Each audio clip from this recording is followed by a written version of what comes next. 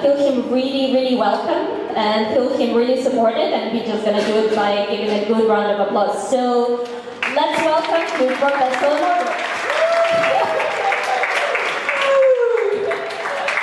I'm gonna do this one so much. Thanks so much. Okay. First up, thanks so much to Natasha and Creative Mornings, congratulations on the 1-year anniversary. And also to all you guys, on the weekend coming out and supporting this whole movement. Hopefully I'm able to sort of, teach you guys a few things, or at least, through my experience, sort of journey that I've gone through over this past 7 years. But without further ado, just going to go straight into it. First up, are we able to sort of dim the lights here so we can actually see the graphics better? Yep. Yeah, that'd be great.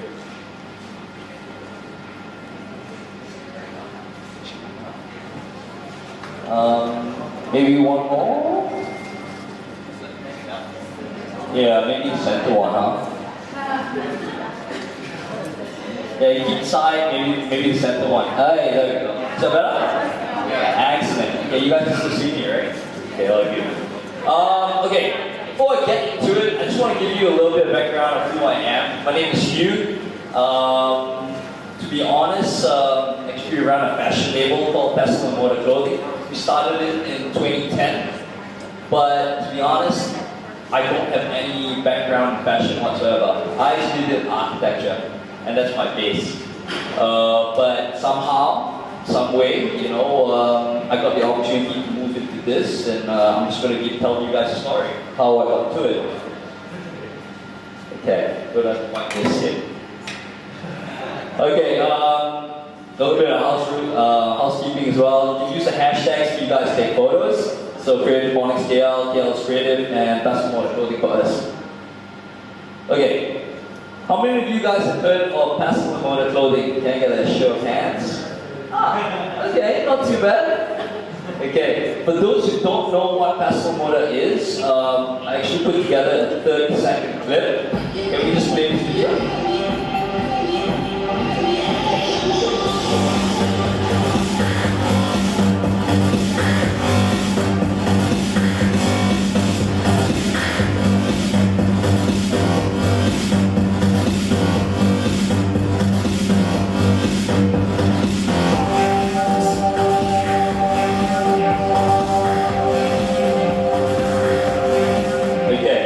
So as you can see, right, I mean, it was a little bit of clothes, but a lot of it was events.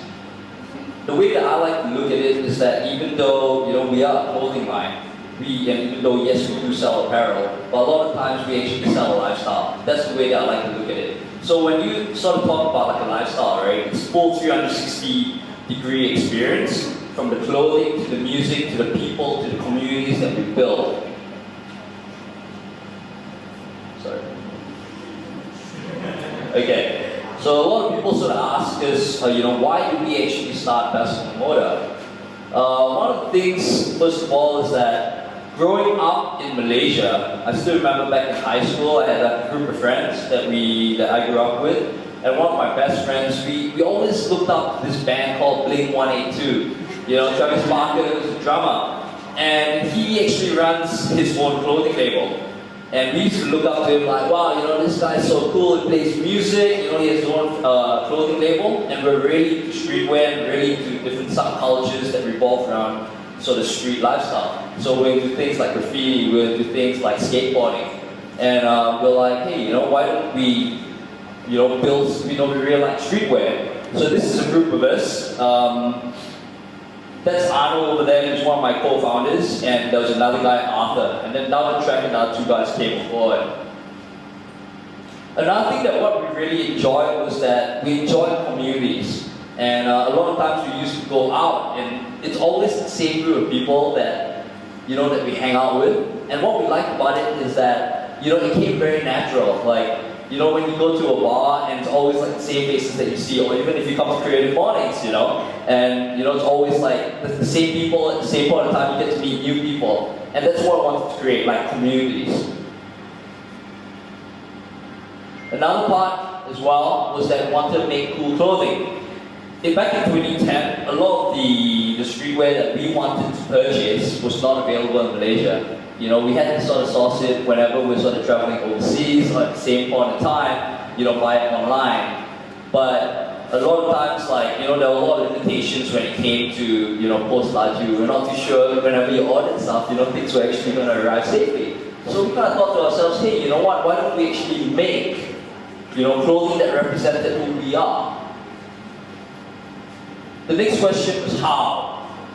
So I was actually in Australia at the point of time, and I came back, and I remember sort of talking to Arnold, one of my very good friends, over like a session at the Mama, and we were like, this was when I was actually about maybe 22, and I was actually still doing architecture back then. And I came in, I said to him, hey dude, you know, like, you know this idea of us having a streetwear label back when we were in high school? I said, you know, what do you guys think about starting something now that we have a little bit of money, we have a little bit more experience, you know, why don't we start something?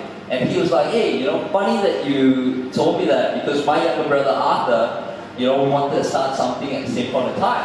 So we said, hey, okay, you know what, let's sit down, and pretty much that's how Pastel Moda was born, overnight, over like a session at the Mama, you know, over at Teh Tarik, and we said, you know, let's start something just for fun, right? And that's how Pastel Moda sort of began as well. You know, it was a passion project. It was something that we're really, really interested in, and we had no expectations whatsoever. So we said, you know, let's dive into it, and at the same point in time, what's the worst which could happen? If anything, I can still go back to my job, you know, and all of us had our daytime jobs at that point in time.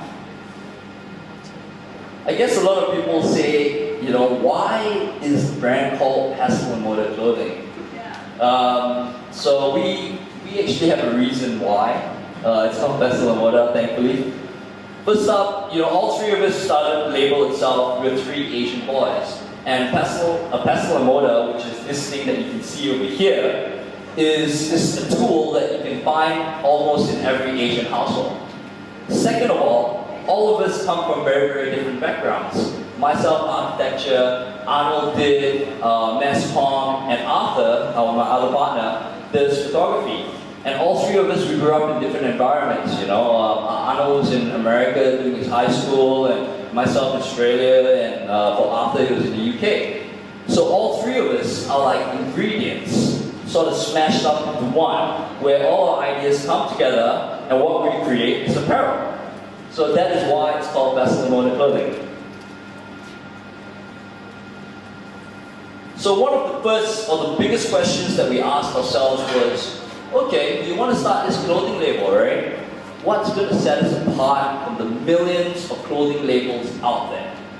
So we're like, okay, first up, none of us can actually draw. I mean, pretty much I was the only one with a little bit of illustration background, but I was never that good. I could mostly do presentation layouts for architecture, but I could never actually, you know, draw like portraits or draw like graphics. So we're like, hey, at a point in time in 2010, you know, everyone could take photos. You know, the whole iPhone was coming in, and everyone was like, oh, I'm a photographer. Everyone was showcasing, you know, the pictures on Facebook, or yeah, Facebook back then, and also yeah, Instagram was coming about. So we're like, you know, why don't we take photos to sort of sum up, you know, to capture something. So what we wanted to actually do is that we wanted to capture Malaysian lifestyle, because what we believed was that, you know, we spent a lot of time in Malaysia, and a lot of times, you know, the things that we experienced, right? What we wanted to create was that we wanted to create clothing that sort of spoke about who we are. You know, a lot of people were doing, you know, people said, oh, why don't you create like, you know, those sort of like statement tees or like those sort of branded tees? But I was like, you know, why would we want to sort of, why would someone want to buy into a brand that they know nothing about? So we said, hey, you know, why don't we talk about experiences? You know, so why don't we talk about, you know, different sort of experiences that people know who live in Malaysia, sort of know growing up. So a few of the things that we spoke about was, we spoke about the mama culture. I don't think I have a photo over here, but what we did was that you go to the mama here in Malaysia, you don't Indomie. You know, after like a big night, what people like to eat a lot is like Indomie, and what it comes in is like on an orange iconic mama plate with like a big telur mata, which is like sunny side up egg. So that's something that when people see straight away, they're able to go, oh my goodness, like that's something that I know, and that's what I wanted to create. And this was three of us, and a few of the different t-shirts that you can see that we sort of spoke about, the topics that we spoke about was we spoke about the Along culture, which is this t-shirt over here. I think it's not very clear from where you guys are, but the idea behind it was, how Alongs, which are loan sharks, they stick all these different stickers like, oh, loan money, call this number, around KL, you can see that. Or like the call man culture. If you get into an accident here in Malaysia, straight away, this bunch of guys will come like vultures, and they'll ask you like, hey, do you need me to tow your car? So they're called call man. Or even Lorong Haji Thai. This was something else that we did, which is a place here in KL. And what Lorong Haji Thai is known for, growing up as a young kid, what we used to do is we used to go to Lorong Haji Thai. And the reason we like to go there is that there are a lot of transvestites who hang out there. And we just used to like, have a look. Just go there, it's like young boys, and just like to have a look and just like talk to them, and then we'll drive off and we'll laugh about it, stuff like that. So the idea behind, these t-shirts were things that we knew growing up, and people could relate to it.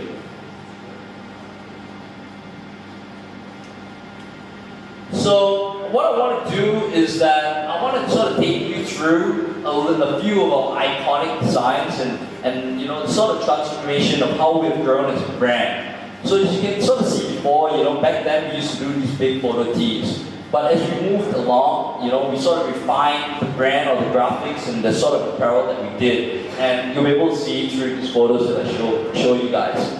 So one of the things that we're known for is this Kuala Lumpur reverse, which is something, it's a very easy piece. It's just, wrapping your city, right? So this is something that we're known for, and we created this Kuala Lumpur. It's just in reverse because, we feel that in Malaysia, a lot of things sometimes go in reverse. So we want to showcase it in a different light. Some Malaysians might know this, but in school, one thing that we wanted to speak about was nostalgia.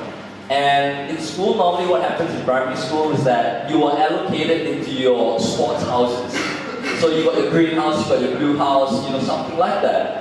And that's what we knew sort of growing up. So what we created like stuff like this, like rambutan is a local fruit. We wanted to create like houses within Pasal Moda. So we created like a rambutan house, we created like a manggis house, which is a mangosteen, something along those lines. Bottle caps. I'm not too sure if some of you guys know, but growing up in Malaysia as well, people play bottle caps. So it's a game that in high school, people play. So the idea of it is that you're supposed to hit the bottle caps, and it's a game that you play in high school. So that's something that I want to highlight. So we created caps like this. We started creating different sort of iconic designs using very sort of Malaysian graphics. Over here you can see that's actually a bunga raya, which is our national flower. So we used to create graphics like this, take you through. Okay, this one was quite a special capsule. It's called the buah capsule, which is a Malaysian fruit capsule. So if you can see, like we created swimming shorts, we created like a pouch, we created like some pocket keys, a hat. And if you look closely, the sort of graphics that we drew over here was like nangka, which all your Malaysian fruits. So you got like your rambutans, you got like your nangka, you got your durian, that's right, and a few other things. And not many people, or no one, to be honest, was actually doing this. So this is one of the elements that really sort of made us stand out. We also did a lot of parodies. So this is, I'm not too sure if you guys know the Ayam brand, but that's pretty much it. So the Sardines brand. And so we took that graphic and we made it into something else. And that's what I wanted, right? The whole idea with our apparel as well, we wanted to create communication pieces. When people look at it, people can go, oh my goodness, that's something that I've seen before. So people are able to relate to our clothing. I think one of the things as well, which we sort of knew that we were along the right track, was, I think it was about 3 or 4 years ago, this was in Melbourne, okay, where I got a call from these guys in Melbourne. It was like, oh, hey, are you Hugh? I was like, yeah. He was like, so I want to work with you guys. I'm planning to actually come down to Malaysia for a 6-month internship. So, would it be okay if I work with you guys? I was like, I don't even know about Estee Lauder, right? Somehow he came across the brand, okay, and he wore one of our t-shirts out. And being Melbourne, there are tons of Malaysians out there. We sort of call it like KL number 2. And, there are tons of Malaysians out there. So what happened was, he was just wearing, like, this white guy was just wearing this, Estee Lauder t-shirt, walking around. And next up, like, a bunch of other Malaysians who came up and like, wow, oh my goodness, how do you know Estee Lauder? And he was like, huh? What are you talking about? He's like, oh, your t-shirt. And he was like, wow, I just bought it online, like I came across it. It's like, oh, that's a Malaysian brand. What you're wearing is like, something that, I've experienced before. And to me that was really amazing how, and for him as well, how just through wearing a t-shirt, he was able to communicate with different people. Okay? And, so we play graphics like this, like the Southeast Asian map. Even this one, this particular theme for this collection was called Crossing Borders, where after 4 years being in Malaysia, what we wanted to do is start reaching outside Malaysia. And I think that's actually one of the biggest challenges for us, is how do we make our graphics applicable to a lot of you guys out here who don't know anything about Malaysian culture. A lot of times I'm talking about that and you're like, yeah, I don't know what you're talking about. So what we wanted to do is that as we continue to grow as a brand, we wanted to talk about not only Malaysian experiences, but Southeast Asian things. So perhaps like things like more iconic sort of structures, say for example like architecture, or different sort of people or like experiences from Southeast Asia. So for this particular one, we were actually going to America to showcase our clothing at this trade show. So we created this t-shirt which there was like an American eagle, and the other end there was a Malaysian hornbill. And this graphic was inspired by Street Fighter, the arcade game back in the 80s, right? And the idea behind this graphic was to showcase that we're sort of looking eye to eye, is in that, even though we're Malaysian and we're a very small country probably from somewhere that you don't even know, but we stand a chance to actually come in, wanted to actually go to America, wanted to showcase our brand, and wanted, it's pretty much heads up. This is a very fair game, and that is the design inspiration behind it. So this is actually called the East meets West team that we did.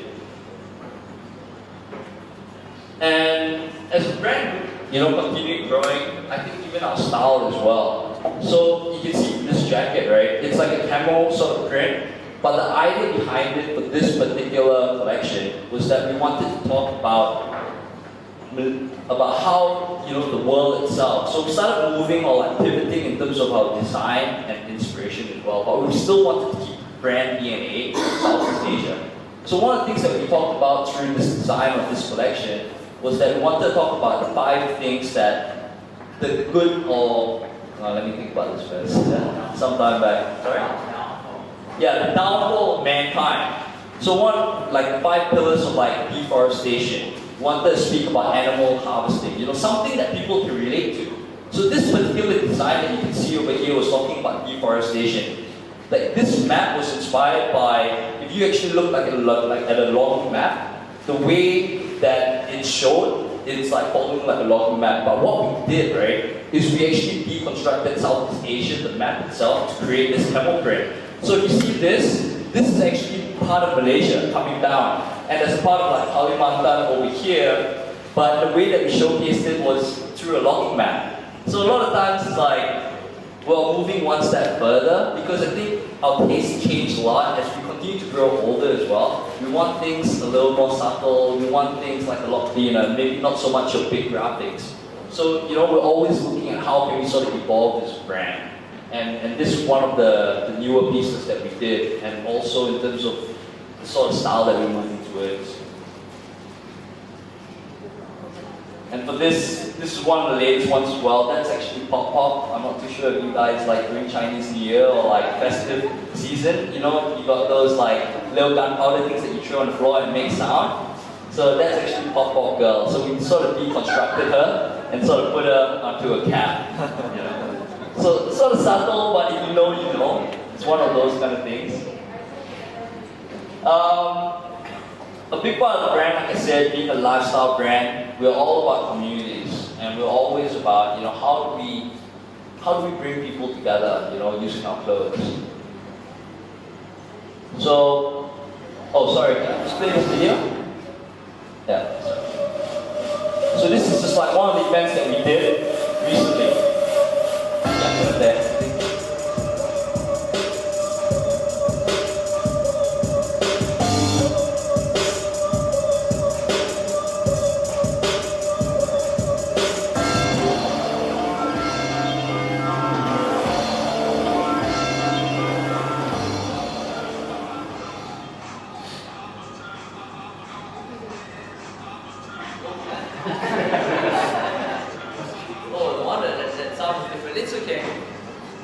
Well, I'll just talk over it. As you can see, what we do a lot is that we create a lot of events because what we want, right, is we want to be able to relate to our customers. We want our customers to be able to come in, sort of speak to us and experience the brand, not only from the apparel angle, but also like the people behind it, the music that we like. And we also like to, you know, like for example, Kenji is here today. And the whole idea is that we want to be a platform as well for other people, other creative people, other talented people, you know, in terms of partnerships and the way that we sort of work together.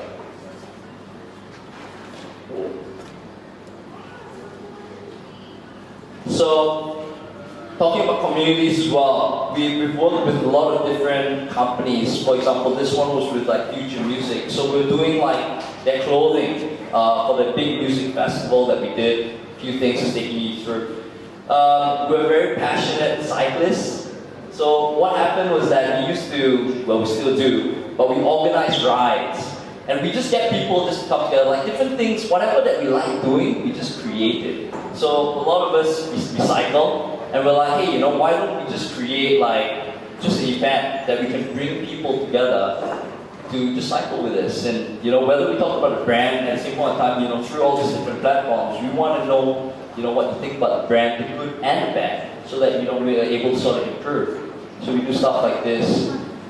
You know, we work together with like we sponsored one guy called Fasadili, who's like he's a great cyclist, sponsored by big brands, and that's, you know, how we continue to sort of push that whole cycling agenda.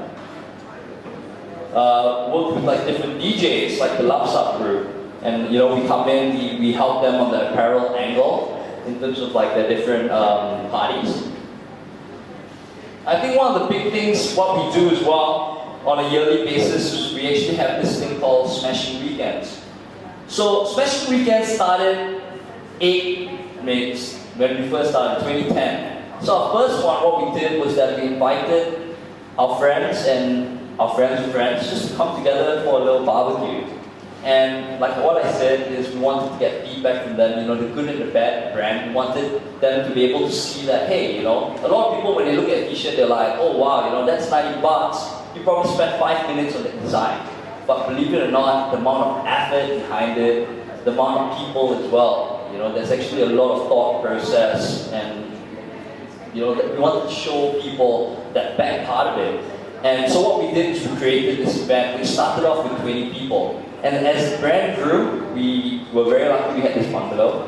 So we used to host the events there. So next up, you know, we had like 100 people come, you know, to the event. And then after that, we had it like in Nagaba. And for this particular event, we had about like 700 people coming to the event.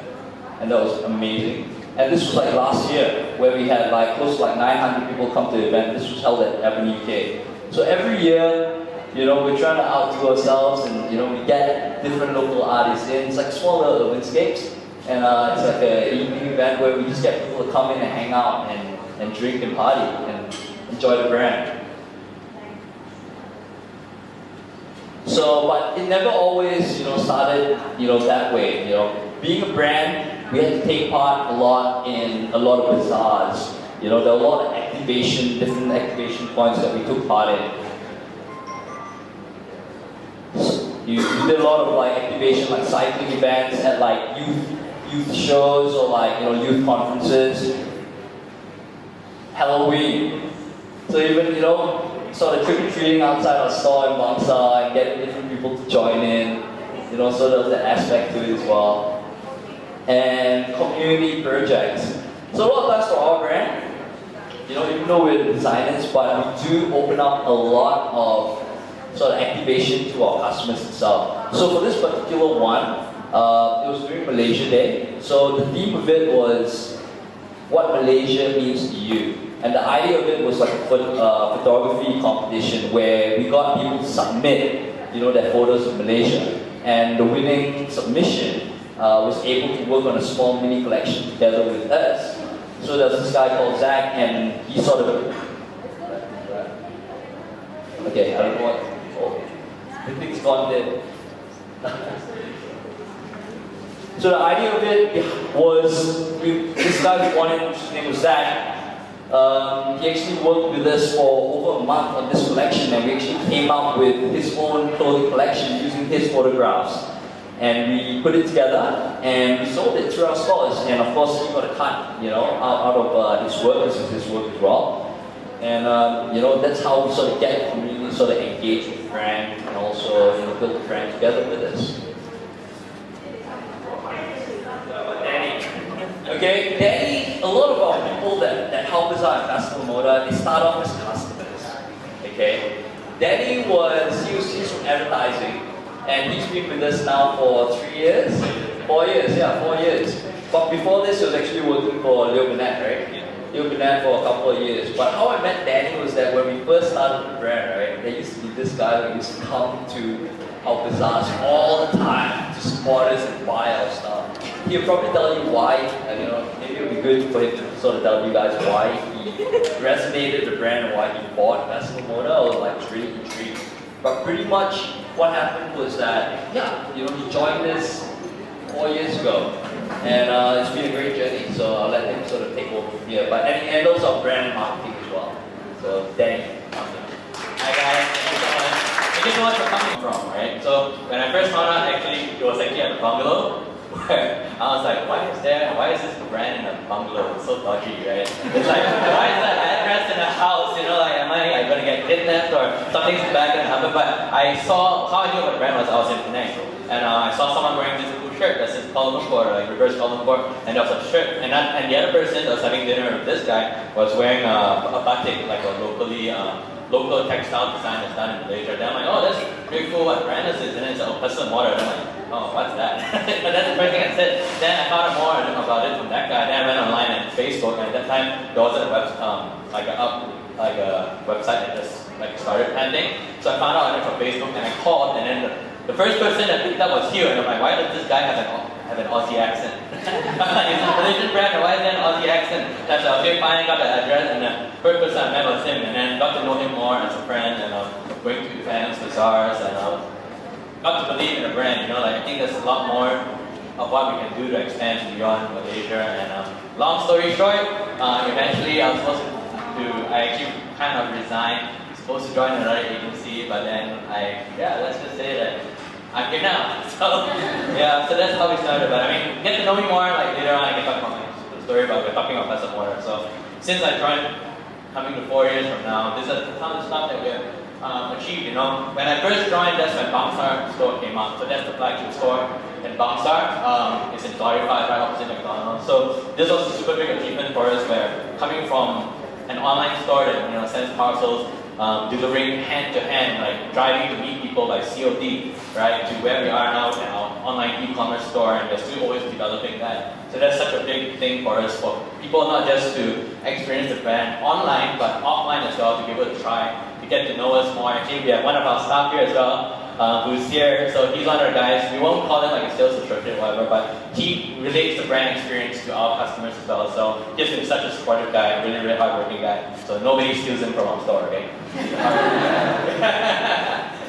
And slowly coming on, we always see a lot. We have data as a big thing, and we slowly hop onto data nowadays because numbers mean a lot. And we see there's a lot of sales coming from Penang, and we're like, okay, so how do you address that? And outside of KL, people are still slowly adopting the digital, and we're like, you know what?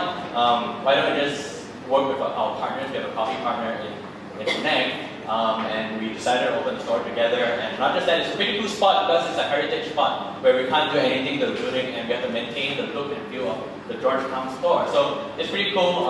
Check it out on our site, 50 more photos. So we built a store there just to cater to our Penang consumers as well. This is pretty cool. It's a very big achievement for us. Where I guess the theme of like our talk this month always was serendipity and chance, right? And how we capitalize on this. We always make friends with our events. People we meet, you know, Arnold is one example. He's on Hits and he meets a lot of celebrities and stuff like that. Or when we travel, YouTubers would find out about us and they'll bring people to our store and we meet them. And this one is quite cool. That's actually Skrillex. He's a big DJ, a global DJ around the world, wearing one of our camel Parker jackets. We actually know the photographer, her name is Natalie.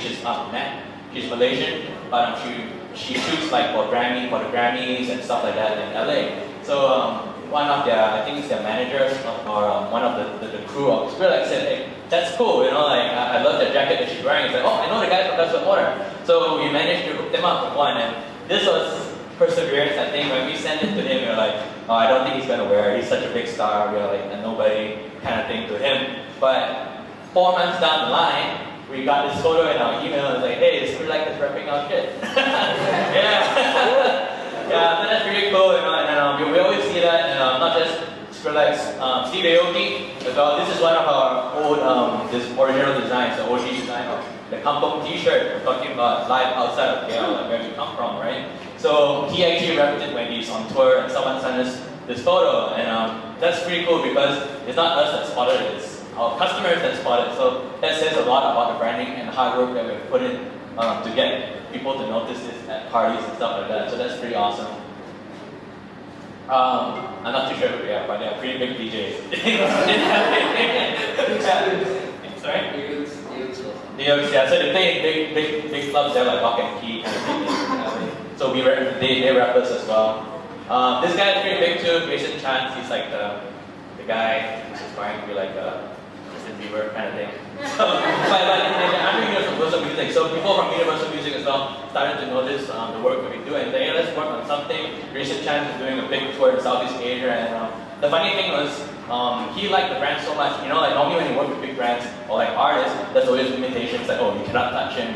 There's only a certain amount of photos you can take of him and stuff like that. But by chance as well, his name is Grayson Chance, but he actually really loves the brand, and he just kept like, oh, I love your brand, and he just keep giving him more stuff. And until like the manager was like, you know what, it's just, he loves it, and that's really rare. He's like, normally he doesn't like a lot of brands, but for him to rep a brand from Malaysia, and he wears it for his Southeast Asia tour. You can see a lot of engagement on Twitter. We're not so active on Twitter, but we see a lot of engagement on Twitter and Instagram. People taking pictures, so like, oh, where can I get this shirt? Where can I buy it? And we always get a lot of referrals, and even his management will just forward it to us that, hey, you know, maybe you guys want to talk to these customers, and you can see like there's an opportunity here for us because of people like that that we meet.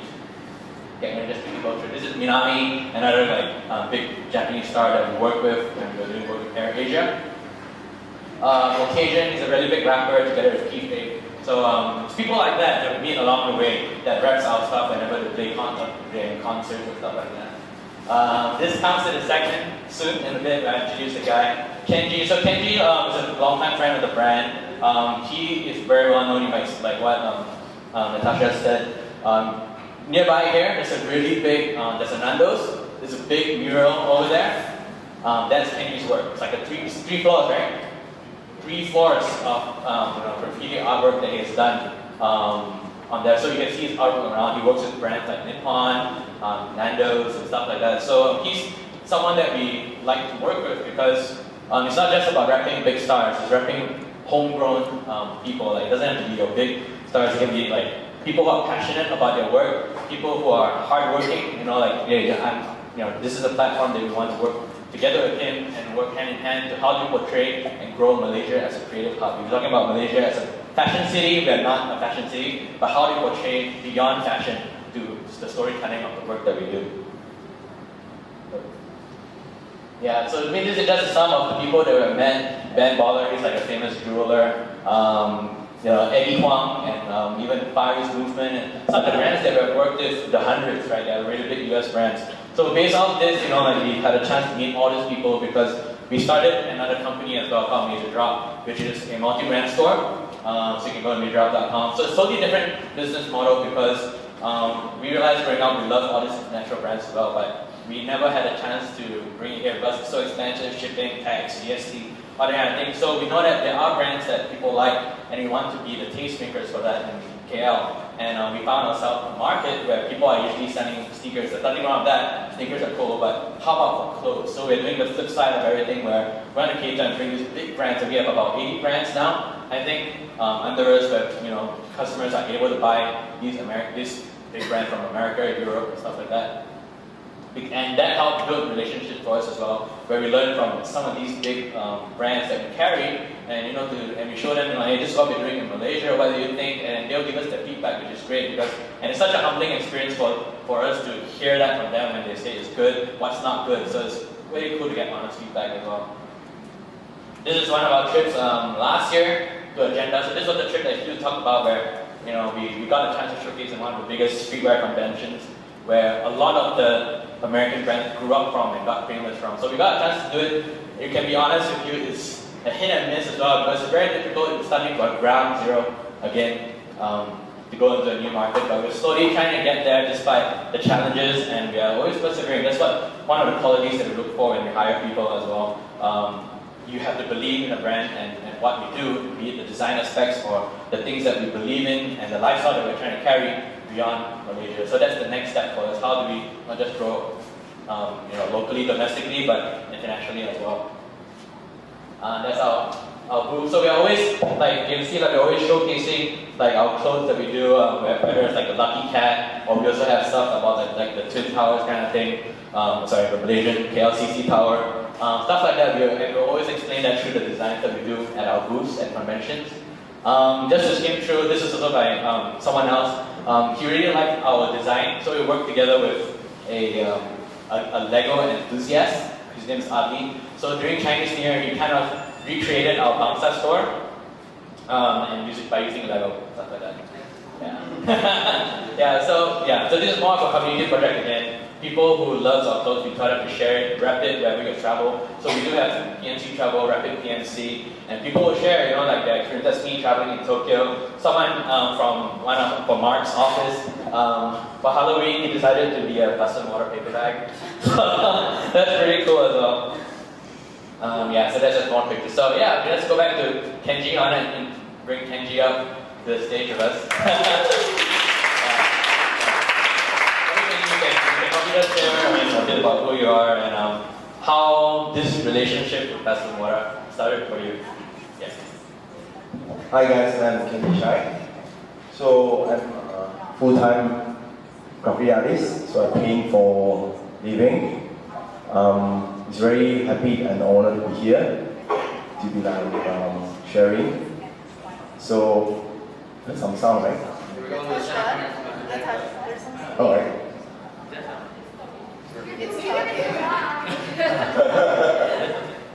There's a poetry video in there.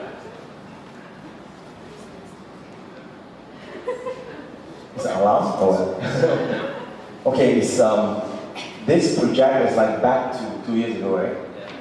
Yeah, whereby we started from ground, whereby I heard Pastor Moto back to 10 years ago, something like that, where I started my graffiti. So after 4 years of doing my stuff, I found we grow a lot. Whereby I've been doing clothing also, it's really hard, not easy.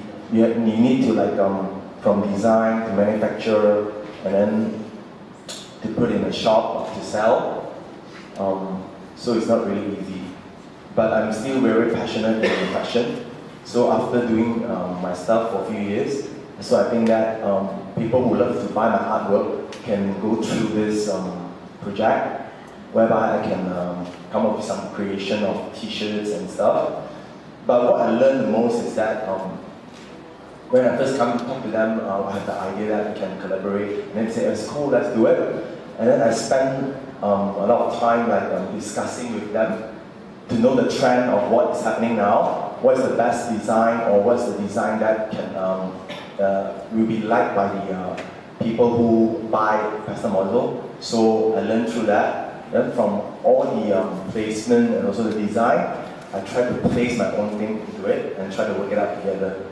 So, and it's really good to work with a bunch of people who is professional, whereby not only including live, but in video or photography, everything is done in a professional way, whereby it needs a lot of effort and also teamwork spirit.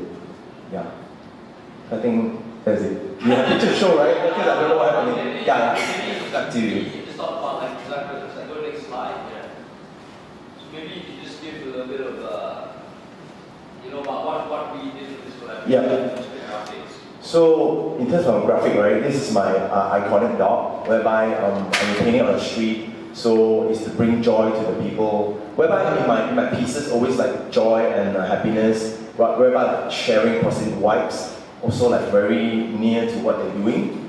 So as you can see, like those t-shirt design, like my dog is kind of small, but you can check it out on the internet after this. And then mix up together. So come up with, I think got 10 items from cap to sweater to t-shirt to 5-panel cap and base, I think it's like a snap bag. So after the discuss, I'm quite happy with the outcome, whereby I think it's like not too bold and really fits the theme. I think one of the things that we can add is that how do we fuse both clothing of what Hasamoto represents with his design style? Like, if I'm not mistaken, correct me wrong, he's actually born in the year of the dog. So that's why the dog is a very big icon for him. And one of the things that he was very passionate about why the dog became his signature was in Malaysia you see a lot of, I guess, or anywhere, he sees a lot of dogs being like hit by the road and kind of thing, and a lot of like strays. So he wanted to push like, like, hey, I'm a year of the dog as well, and that shouldn't be the way, but like to push the message out as well, right? Yeah, actually, as he said, I born in dog year. So this dog, his name called Chico, whereby also known as a stray. And I came from Sabah, whereby I came from a broken family. So I need to stay here and chase for my dream. And I feel that it's not really easy. So being like a stray, right, you don't have any shelter, you need to find food on the dustbin. But I learned how to be independent. And there's no free food in this world. No. You need something and you get it. And never give up and don't try to be. And make like before and stand up. Don't go to your mom first. Mom, I'm sad, whatever. Try and learn to be strong. Face it yourself. Yeah, this is what you learn.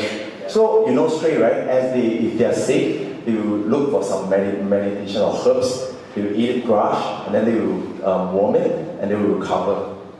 So, this is the spirit, whereby even though I'm not in a good shape of my family or my background, but I know that I need to learn how to be positive, and hope I can paint it on the street, on wall, and share my positive vibe to people, and give them positive energy in what they're doing.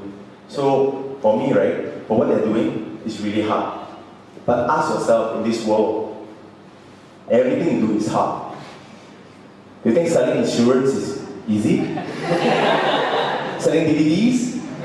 No, right? But you need to believe. Before you inspire people, you need to believe in your dream. Then whereby you share your passion, then you can inspire people to believe this will be happening. Right? Like from what you guys do is like from just for fun, and now become a career for me as well. So I full-time for my graffiti for 4 years. So for the first years, I tell myself, okay, now if I fail, after 1 year I go back to work. Guess what? Now it's 5 years already. Able to survive. Thanks God. So you have a dream, you believe. Of course, people reject me, people look down on me, but this is not the point. The point is that you have to believe and be passionate, because passion will bring you through your sadness and go through it and make it happen. Yeah.